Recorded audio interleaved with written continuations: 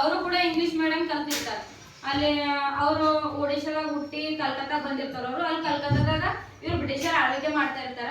ಅವ್ರಿಗೂ ಕೂಡ ಅದು ಯಾವ್ದೋ ಒಂದು ಸ್ಕೂಲಿಗೆ ಹೋಗಿರ್ತಾರೆ, ಅಲ್ಲಿ ಇಂಗ್ಲಿಷ್ ಕಲಿತಾರ ಅವ್ರು ಭೀ.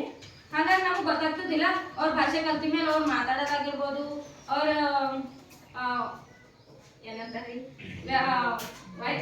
ಏನೋ ಅಲ್ಲ ಏನೋ ಅಂತಾರೆ ಸರ್, ಗೊತ್ತಾಗೋದ್ರಿ ಇಲ್ರಿ ಸರ್. ಜಾಗೃತರಾಗಿ ಅನೇಕ ಅಂದ್ರೆ ನಂದು ಭಾಷೆದಾಗ ಹೇಳ್ತೀನಿ ಸರ್.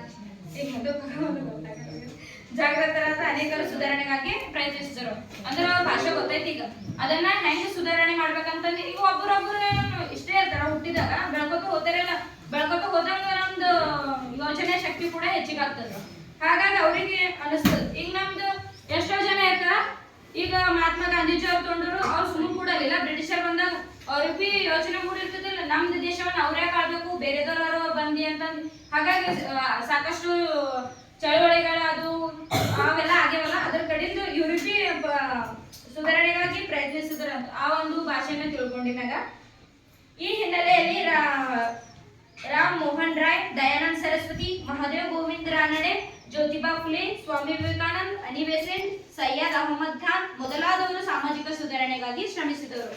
ಇವರೆಲ್ಲ ಸಾಮಾಜಿಕ ಸುಧಾರಣೆ ಅಂದ್ರೆ ಸಮಾಜವನ್ನ ಬದಲಾಯಿಸಲು ಇವರು ಅಷ್ಟು ಮಂದಿ